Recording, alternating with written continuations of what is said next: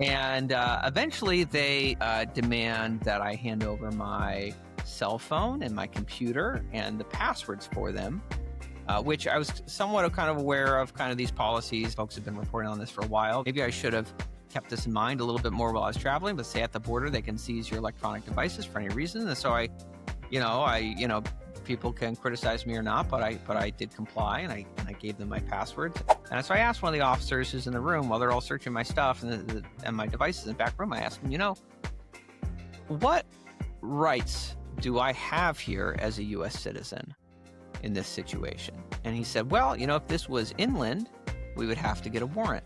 But because you're crossing the border, we don't need a warrant for any of this. So if you believe in the original mission statement of our country in the Declaration of Independence, that the maximum role of government is to be protecting life, liberty, and property, if you subscribe to that, then we want you to come visit New Hampshire, see what's being built here, and join the movement to build a free state.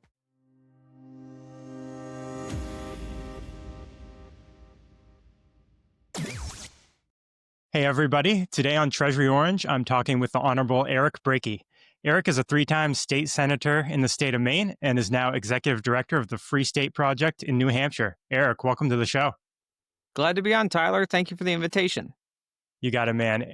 So Eric, let's get right into it. You were recently detained at a customs checkpoint when you were returning from vacation. So before we dig into your background, can you walk us through what happened with your detention when you were returning home? Yeah, sure. I mean, it wasn't a very pleasant experience. I'll say that. I was just on vacation on a cruise and coming back into Florida, handed over my passport, thinking there was going to be no issue, and the officer there said my bag looked heavy, and it was a pretty heavy bag. I guess in their defense, I didn't know that was like a a reason, my bag looked heavy.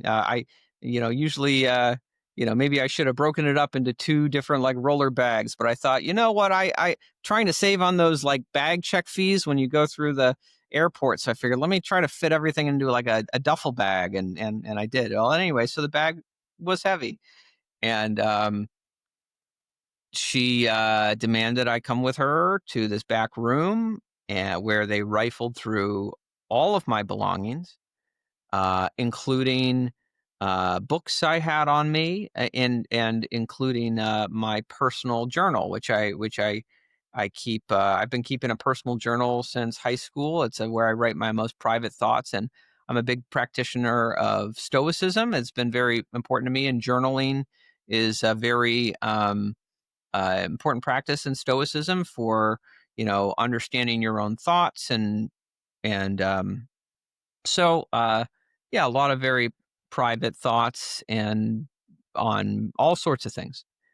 While they were flipping through my books, they found I oftentimes use in my books. I'll use a business card as a what do you call it? The bookmark.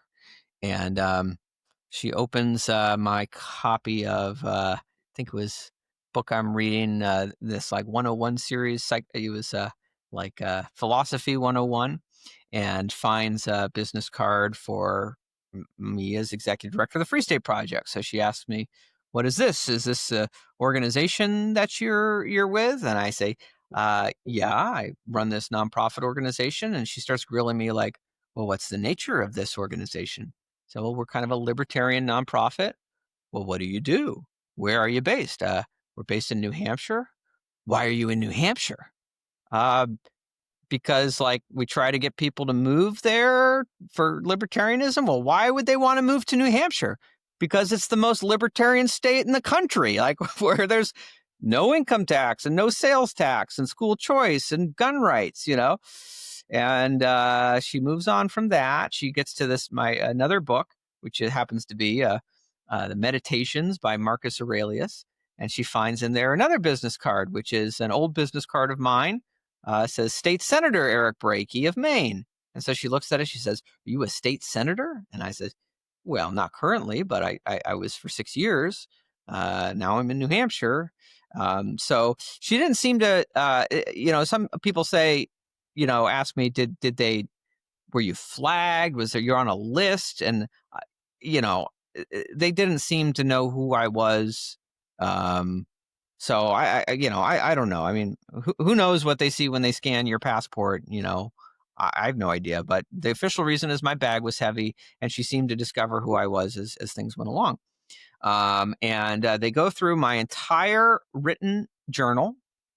And I tell them at the time, I've got some very private thoughts in there. Is like, that's something you really have to do. And I don't remember the exact answer, but the answer was basically yes. Um, and I don't think it helped me. Like, I started this particular journal like the day after the assassination attempt on Donald Trump.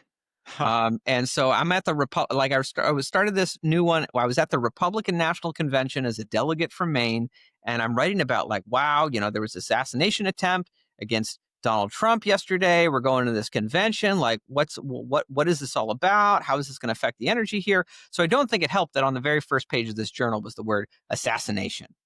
And eventually they demand that I hand over my cell phone and my computer and the passwords for them, which I was somewhat kind of aware of kind of these policies. I know Reason Magazine and folks have been reporting on this for a while, that they say at the border, maybe I should have kept this in mind a little bit more while I was traveling, but say at the border, they can seize your electronic devices for any reason. And so people can criticize me or not, but I did comply, and I gave them my passwords. I was just thinking about friends I was with who were outside and didn't know what was going on, and I couldn't communicate with them, and I want to get back to them, as quickly as I could.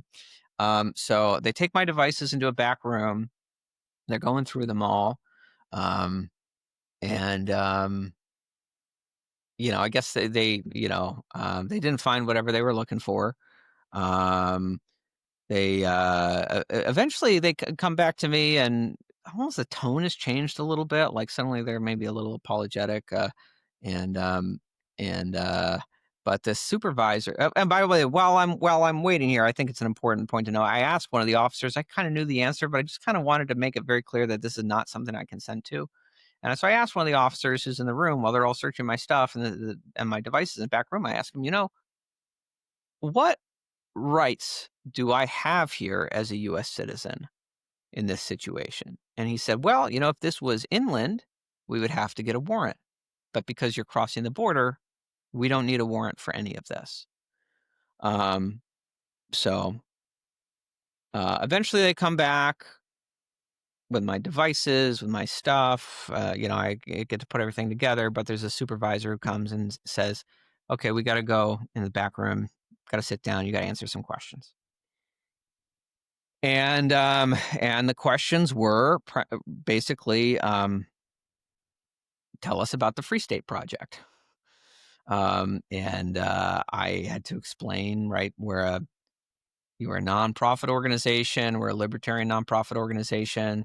He's asking me about, like, do we have ties to extremist groups? Are we violent? And I'm saying, no, no, we are a peaceful movement. We try to get libertarians to move to New Hampshire so that and so we can build libertarian community, libertarian culture, and to peacefully influence the political process. He asked me, and I guess this was a red flag when they were flipping through my journal. I had a kind of an early draft of some remarks I'd given on defend the guard legislation, which is a policy that I'm a big advocate for those who are unfamiliar. And I had to explain this to them, so I guess I'll explain it to you and your audience. Defend the guard is policy designed to have state legislatures act to call home National Guard troops from foreign wars that have not been declared by Congress. And the constitutionality of this is based on language in the Constitution around when it is proper for the Congress and the federal government to commandeer the state militias. And that was the word that was the trigger word. Well, why are you writing about militias?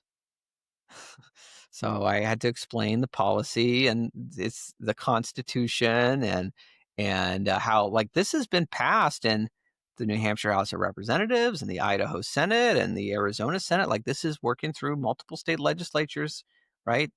And he seemed to want to make, you know, make certain that we're not, like, in the Free State Project, like raising a militia to like overthrow the government or something. I don't know what he thought we were going to do with the militia that we were raising. But once he understood that, he seemed to, accept my explanation. Once he understood that, like, no, this is about calling home the National Guard for peaceful reasons, right? To end wars, not to like instigate wars.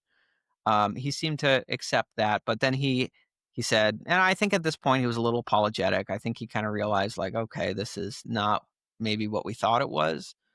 Um, he said, all right, well, all right, do have to ask you though, do you guys have any connections to, I think the two particular groups he asked us was the Oath Keepers or the Minutemen. And I said, no, no, I've got no connection with those groups, certainly. And I don't know that anyone in the official structure of our organization has any connection to those groups.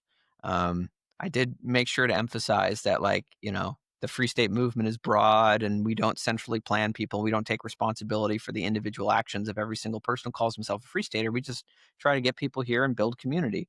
So at that point, they let me go. I got to take all my stuff and go. It was stuck there for 90 minutes.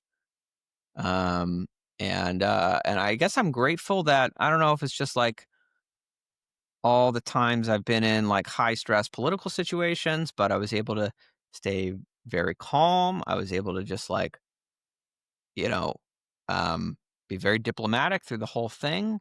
Um, Not start shouting like, "Do you know who I am?" or any of that stuff. No, I just stay very calm, like, very stoic through the whole thing. So I'm finally out of there. I've got to grab a lift, go catch up with my friends who've already left because, were they going to sit around for 90 minutes and their Uber was already coming?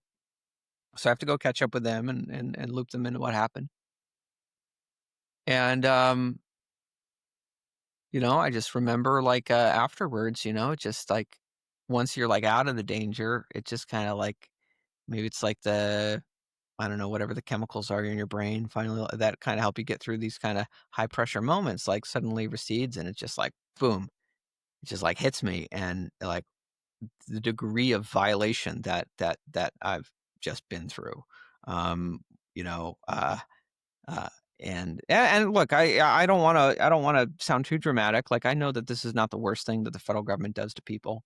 Like, I could be getting blown up in like a foreign country, or here, we have free staters in New Hampshire who are currently in federal prison for so-called crimes related to cryptocurrency and Bitcoin, where they weren't really doing anything that, they weren't doing anything really wrong when you peel back the onion. But just like Roger Ver and and and people like um, Ross Ulbricht, people have been targeted. We have in New Hampshire, Ian Freeman, the longtime host of Free Talk Live, who's currently in federal prison for cryptocurrency.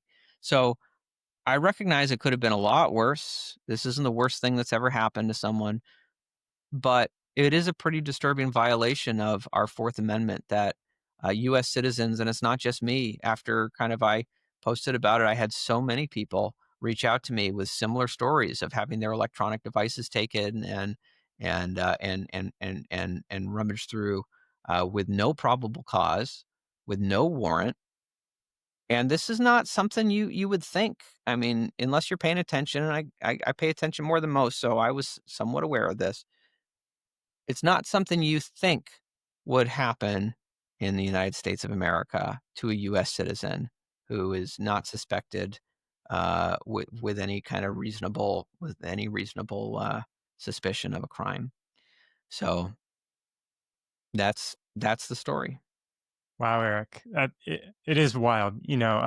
Like you said, first of all, like, wow, that must have been really violating. I'm sorry that happened to you, man. You're lucky you're able to remain such cool-headed, through the whole process, because I'm sure a lot of people would have kind of melted under the pressure, and you never know. You could say the wrong thing. We've all kind of heard stories when it comes to detainment, where people say the wrong thing and then next thing you know, maybe they're in a prison cell overnight. So obviously, as a libertarian myself, I don't think that behavior, even by our customs and immigration, um, jives with the Constitution under the Fourth Amendment. But obviously, there is, like you said, kind of precedent for these types of situations, and courts have kind of upheld that we do have limited rights when we're coming back from crossing the border. Man, you said you didn't think they were specifically targeting you, and I hate to go to like the tinfoil hat thing, but like, it seems like a kind of crazy coincidence given your background and like, your libertarian instincts, and maybe you can share with people kind of what happened and how you and your followers were targeted by the government during COVID before Elon Musk bought Twitter. Some of that came to light under the Twitter files. Can you revisit that for our audience?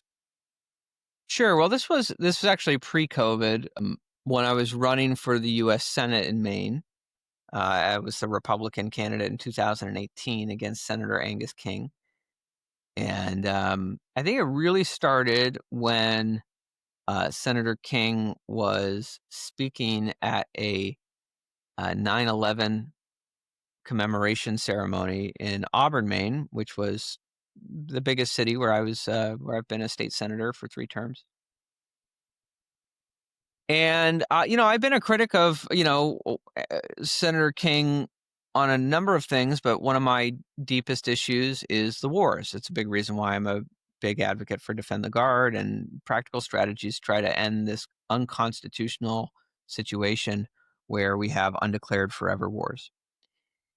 And I was highly disturbed, and thankfully I had a staffer there who was recording his remarks when he compared the 9/11 Twin Tower attacks to Russian election hacking, and in the 2016 election, which supposedly took place, but I think for the most part, all reasonable people can look at that and say that's been largely debunked at this point in time, was kind of um, a Hillary Clinton-led, deep state-led intelligence operation to kind of create this false narrative to derail the first term of the Trump presidency. No matter what you think of him, and I certainly have deep criticisms of Donald Trump, I think it is pretty clear that there was a quiet coup in this country, and maybe it wasn't actually so quiet, where they, particularly on foreign policy, they tried to box Donald Trump in so he could not follow through on the foreign policy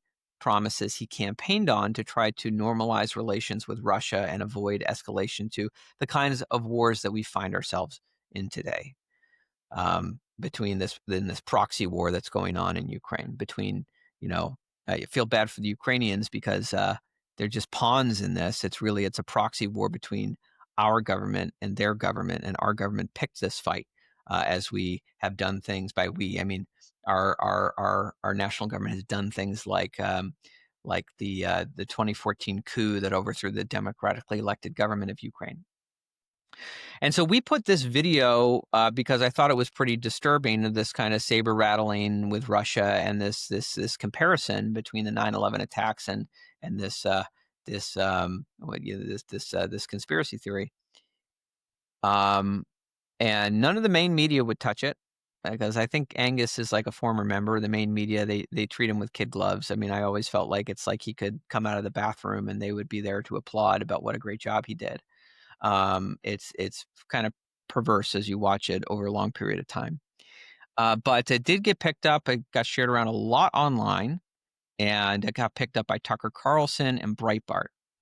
Now, this, according to the Twitter files, prompted Angus King and his campaign to go to the Twitter executives, and I imagine they did this with other social media companies too. It's just the Twitter files that we got to see.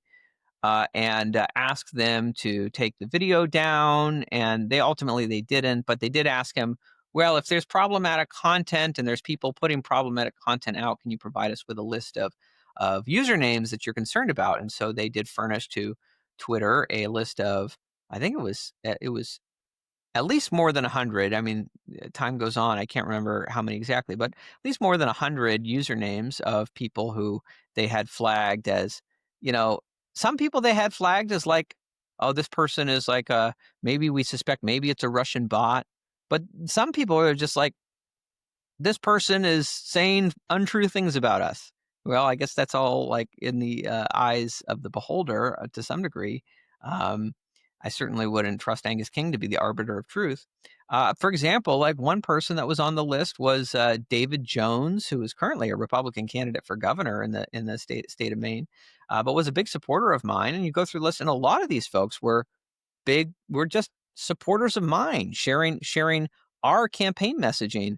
There were a few, I will say, there were a few who were also supporters of the Angus King is a independent, supposedly. So there was a Democrat in the race who was more of a Bernie Sanders Democratic Socialist.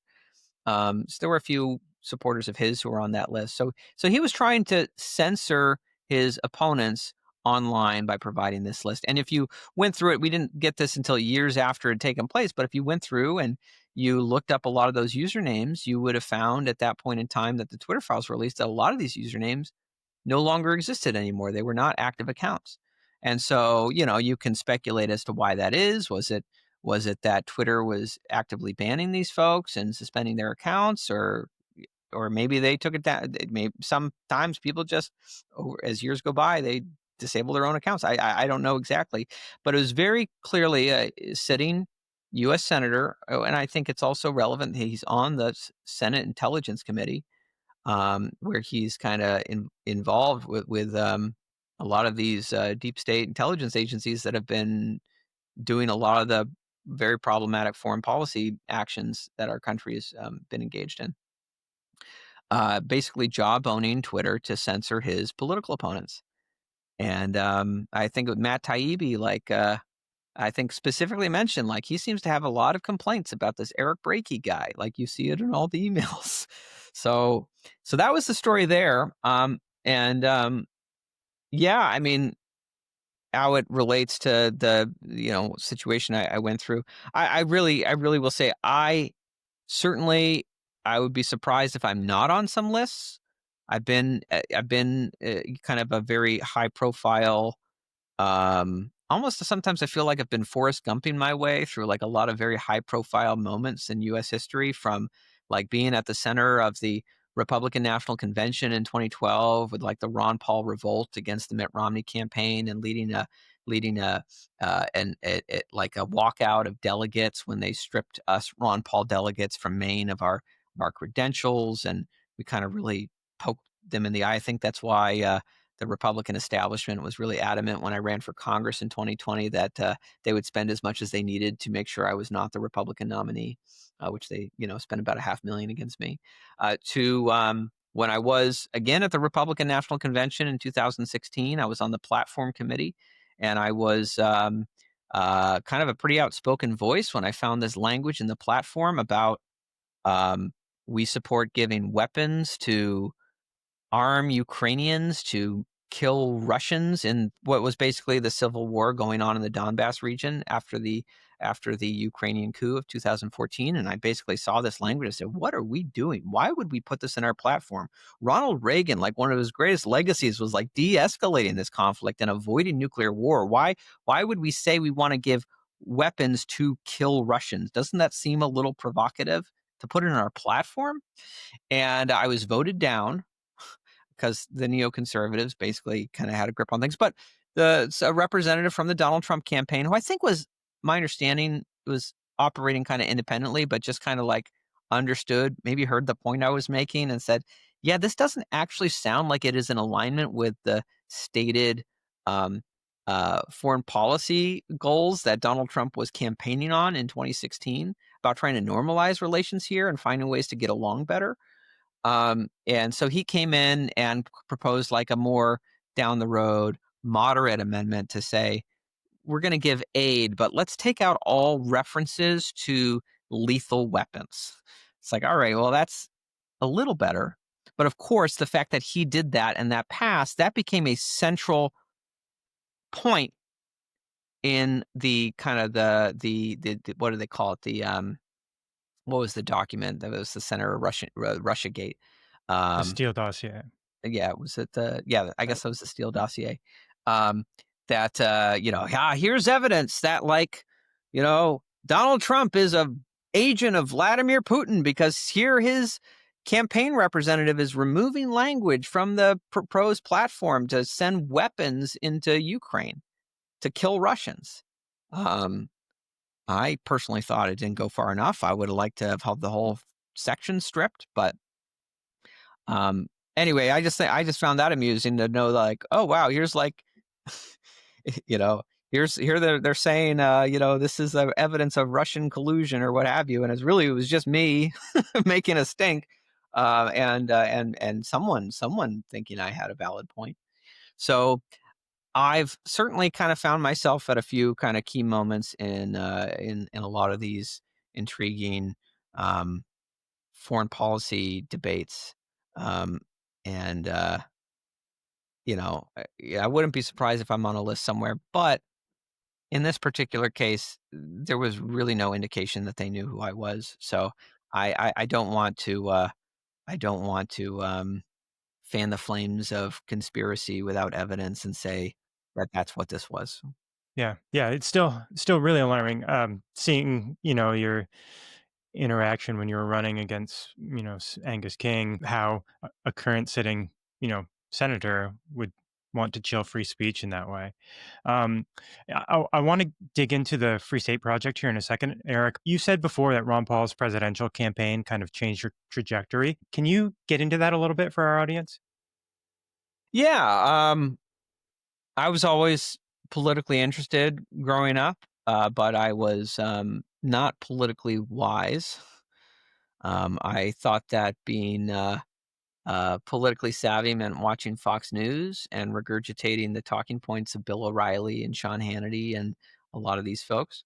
That was like me in high school. I was, frankly, looking back on it, I was pretty obnoxious about it. I was kind of like a token Republican in a pretty liberal suburb, and I was pretty annoying to my friends. And I kind of look back on it and I just think I had no idea what the hell I was talking about. I was just repeating things that other people said. And frankly, I think that's the sad thing about where our politics is. Actually think it's getting better because of the podcast era, but for so long, so much of our politics in this country is just people regurgitating talking points that they heard on cable news from their team, and that's certainly what I was doing. But particularly during the Iraq War, and I believe all that stuff, hook, line, and sinker. But it was really like the Tea Party era that started to kind of give me a kernel of a realization that there was something wrong with the narrative that the Democrats are bad and the Republicans are good, right? Realizing that it wasn't quite as simple as that, as you realize, like, well, a lot of these Republicans are voting for these massive bailouts and violations of our Constitution. And I wasn't quite ready yet to change my mind on the war issue. I think, like a lot of people, that was one of the hardest things to let go of, because in the post 9/11 era, to be a conservative, to be a Republican, the neocons managed to make it so intrinsically, you know, weaved into your identity. And so it took me a long time to let go of that. But reading things like Ron Paul's The Revolution and Manifesto, I thought, he's right about everything except for foreign policy. I couldn't get past it. And I remember one day on the Glenn Beck program, which was big back then, and I was a regular watcher of, I remember he was doing this week on, like, if we really want to cut spending, we've got to look at the sacred cows. We can't just say we're going to cut like NPR and say we're going to balance the budget on that. Let's look at the real things, right? And give Glenn Beck credit. He did a day on the military spending, the war spending, and it was like, hey, we've got to acknowledge not every dollar spent on defense is well spent, and it was in retrospect very modest, very mild critique, but it was like something that gave me a certain mental permission to kind of, like, all these things I've been reading from Ron Paul, to listening to Jack Hunter videos as he explains, if you're like a real conservative, you should recognize that, there's nothing that really distinguishes the Department of Defense from the Department of Education. There's no magical fairy dust that sprinkled over the Department of Defense that makes it anything other than a government bureaucracy. All of these things were kind of coming together in my head, things I was wrestling with, but I'm ashamed to admit, and I think a lot of people find themselves in this position, I needed mental permission from someone I respected and trusted. In this case, it was Glenn Beck, to unlock the mental cage and allow myself to put all those puzzle pieces together. And it came flooding into me like all at once the moment I had that. I realized, oh, Ron Paul is right. I went from thinking he's right about everything except for foreign policy to realizing actually the foreign policy is the most important thing that he's right on. And when it happened to me, I realized like how betrayed I had been, how betrayed we had all been, how these neoconservative warmongers had preyed upon our virtues in a moment of fear and vulnerability in the aftermath of 9/11. And they preyed upon our virtues to get us to go overseas and murder people who had nothing to do with it, innocent people, to go and invade their countries and slaughter their civilians, and called a bunch of farmers who were just like, what's this foreign military doing here? We're going to defend our land. And we just call them terrorists, even though we recognize, like, if the Chinese military came over to Texas and did to us, what we did over there, we would call them freedom fighters, right? Ron Paul was so great at being able to get people to put themselves in the other person's shoes to recognize how would we respond if this was being done to us, and maybe create a little empathy and sympathy and understanding for the position that we are putting the people of these foreign lands into. So Ron Paul totally changed my outlook there, and I became a grassroots supporter of him. Well, I was, this is my senior year of college. I became a Ron Paul supporter, but then I got my BFA in acting, and I moved to New York City, and I was working as a professional actor there. But I got involved with the grassroots Ron Paul campaign, which ended up leading to a job on the Ron Paul campaign and going to Maine, where my family had been for generations. And the rest was kind of history. I went from there. We won the state of Maine. We took over the Maine Republican Party. We had that big clash at the National Convention, which I mentioned previously. I ran for state senate 2 years later, and trying to carry the torch of liberty the best that I could. And I've been trying to carry that torch ever since. And Ron Paul told people asked him, Dr. Paul, when he announced in 2012 he wasn't running again, and he wasn't running for Congress again either. People asked him, how do we carry this movement forward? Tell me what to do. And Dr. Paul, I think this is the most important lesson that he left us with. He said, I can't tell you what to do. You got to figure that out for yourself. There's a job out there for you. You just got to find it. And I always think about, like, if Ron Paul had told us that, like, every person, if you want to advance liberty, you should run for office. Well, that was my path, but that wasn't the only path. If that's what everyone had done, who would have been pioneering Bitcoin? Who would have been building homeschool networks? Who would have been raising the next generation of Liberty kids who are going to carry the torch for the next generation, right? There are so many paths to build liberty. And personally, I think that's the beauty of the Free State Project movement, is we don't have a central plan for liberty. Our plan just is, there are millions of liberty lovers around the country, whatever they call themselves. People get hung up on labels: libertarian, constitutional conservative, classical liberal, objectivist, whatever it is. If you believe in the original mission statement of our country in the Declaration of Independence, that the maximum role of government is to be protecting life, liberty, and property, if you subscribe to that, then we want you to come visit New Hampshire, see what's being built here, and join the movement to build a free state. Because the problem is that liberty lovers, this is what America was founded on, but we are scattered, we are dispersed, we are all across the country in pockets where there just aren't enough of us to make a real difference on the culture and the politics of wherever we are. This is the failure of the National Libertarian Party strategy for the last 50 years. Why there have been no significant victories in terms of an electoral sense, there just are not enough in one place. But the Free State Project, founded in the early 2000s, said, what if we reject this national strategy and we just focus on building liberty in one place, creating a concentration of numbers where we can have a real impact. So New Hampshire was selected. It is the live free or die state. It has a long libertarian tradition. I mean, people get fixed on the labels, but I consider the American Revolution a libertarian revolution, right? A long libertarian tradition all the way back to the Pine Tree Riot. That was one of the first brush fires of the American Revolution. In fact, New Hampshire was the very first state to declare its independence from Great Britain. Um, Everyone's going to be celebrating the 250th anniversary of the Declaration of Independence and the other states declaring their independence in July 4th next year. New Hampshire declared we'll be able to celebrate the 250th anniversary in January. We were 6 months ahead of the rest of the country. So that's the spirit that has long animated New Hampshire. Plus, it being a smaller state with a smaller population, 20,000 libertarians moving and concentrating there have an outsized impact versus if you're trying to do it in Texas, for example, or heaven forbid, California.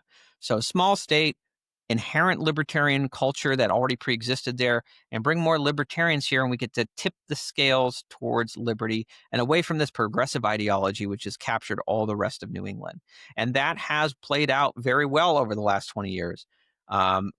Libertarians, this small L, so liberty-aligned people, now control about a quarter of the state legislature in New Hampshire and the Republican caucuses of the House of Representatives. It's the largest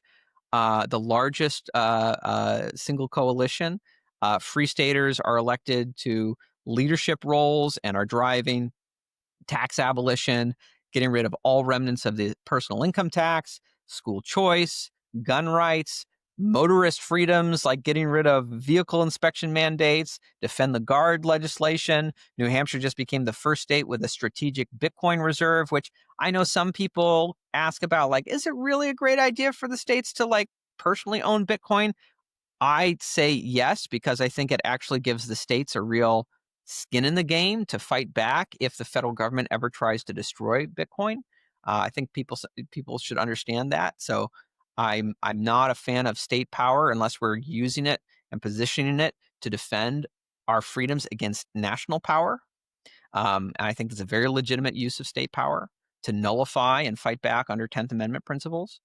So this is what we're building in New Hampshire, and New Hampshire has been ranked for years now the #1 state for freedom in the country, and it's large part because we keep tipping the scales in this particular direction. And I encourage anyone. We have events that go on all year round in New Hampshire.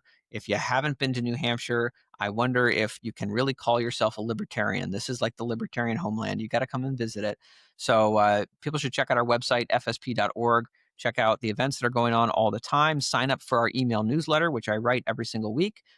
Check out my podcast that we put up every single week called The Porcupine Report, and hear about what's going on in the Free State in America and what we're building, and come for a visit to see it for yourself. So I think I'm trying to remember what the original question you asked me was. Probably something about Ron Paul, and I just took it and ran like a whole You answered to the You whole. answered every question I had that popped up in there, Eric. That was really comprehensive, and I think you made a really compelling pitch for New Hampshire migration, probably to a lot of our viewers. And I don't think there's a lot of people out there more than just your hardcore Republican liberty warriors or libertarians who don't know about the Free State Project. And I think a lot of Bitcoiners, especially, would be really interested in that.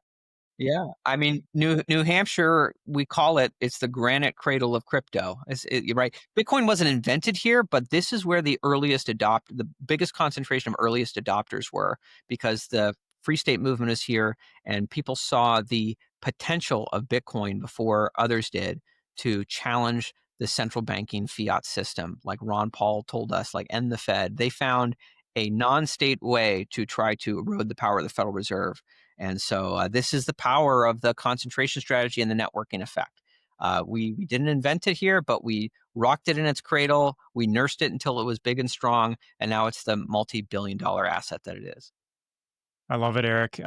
Yeah, really compelling. And, a lot of Bitcoiners view Bitcoin as kind of an end around the Federal Reserve. There's a lot of sound money advocates in our ranks who just see Bitcoin basically improving upon a lot of the characteristics that gold had as sound money before the advent of the Federal Reserve. So you kind of told everyone where they can find more information about the Free State Project. How can we follow you personally, Eric? Yeah, follow me on probably best places on X. You go. It's at Eric Brakey. Simple, easy. That's Eric with a C, not a K. And certainly follow the Free State Project as well at uh, uh, Free State NH. Those are great ones to follow. And again, I really encourage everyone. The best thing you can do if you want to stay informed, this is the simplest thing you can do. Go to fsp.org, sign up for our weekly email newsletter. I encourage, I tell you, I write it every week. It's compelling. It's free. If for some reason you don't like it, if you're crazy and you don't like it, you can always unsubscribe. But you're not going to want to do that because it's one of the best newsletters and one of the most optimistic newsletters on liberty you will find, because we have actual success stories to share about, unlike most other parts of this country. So sign up for the email newsletter, fsp.org. Stay informed, and I'll be sure every week in the newsletter we're highlighting more opportunities to come and visit, events that are coming up, because ultimately, while we want people to move, I recognize that's a very big commitment. It's hard to get someone to say, yes, I'm going to uproot my life and go move to New Hampshire, whether you're moving from one state over from the West Coast. But I just want people to come and visit. And when you come and visit, when you experience the community, when you see what's happening here, maybe you will sell yourself on moving and joining us in what we're building here. Awesome, Eric. And before you go, one thing we have all our guests say is stay orange. All right. What was it? Stay orange for Bitcoin? Yes. All right. Well, stay orange, keep hodling, ride the roller coaster. We've all been here before. It goes up, it goes down, but it's like Bitcoin is like tyranny in this country. It goes up and down, but it always, in the long-term trajectory, seems to go up. So that's why we need Bitcoin, and that's also why we need the Free State Project. Ladies and gentlemen, the hardest working liberty warrior you know, Eric Brakey.